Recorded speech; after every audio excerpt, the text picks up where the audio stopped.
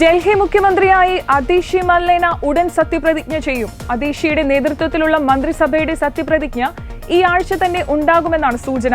നിലവിലെ മന്ത്രിമാരെ തന്നെ നിലനിർത്തിക്കൊണ്ട് വകുപ്പുകളിൽ മാറ്റം വരുത്താനാണ് നീക്കം.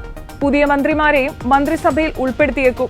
ആം ആദ്മി പാർട്ടി നേതൃയോഗം ഉടൻ ചേരുമെന്ന് സൂചനയുണ്ട്.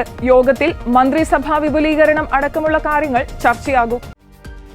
ഡൽഹി മുഖ്യമന്ത്രിയായി അതിഷി ഈ ആഴ്ച സത്യപ്രതിജ്ഞ ചെയ്തേക്കും. മുഖ്യമന്ത്രി സ്ഥാനം രാജിവെക്കുമെന്ന് അരവിന്ദ് കെജ്രിവാൾ പ്രഖ്യാപിച്ചതിന് പിന്നാലെ ആം ആദ്മി പാർട്ടിയുടെ MLA-മാരുടെ നിർണായക യോഗത്തിൽ അതിഷി മർലേനയെ മുഖ്യമന്ത്രിയായി തീരുമാനിക്കുകയായിരുന്നു. കഴിഞ്ഞ കുറച്ചു മാസങ്ങളായി പ്രതിസന്ധികളിൽ നിന്ന് പ്രതിസന്ധികളിലേക്ക് നീങ്ങുന്ന പാർട്ടിയുടെ സുപ്രധാന മുഖമാണ് 43-കാരിയായ അതിഷി. ഷീലാ ദീക്ഷിത്തിനും സുഷമ സ്വരാജിനും ശേഷം ദില്ലിയുടെ 3ാമത്തെ വനിതാ മുഖ്യമന്ത്രിയാകാൻ ഒരുങ്ങുകയാണ് അതിഷി.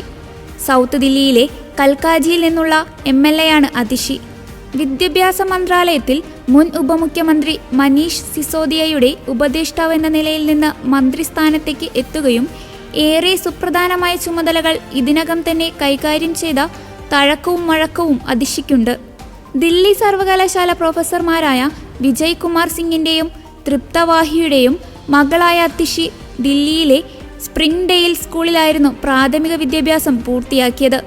പിന്നീട് ചരിത്രത്തിൽ ബിരുദത്തിനായി സെന്റ് സ്റ്റീഫൻസ് കോളേജിലേക്ക്, തുടർന്ന് ഓക്സ്ഫോർഡ് യൂണിവേഴ്സിറ്റിയിൽ ചെവനിങ് സ്കോളർഷിപ്പ് നേടി.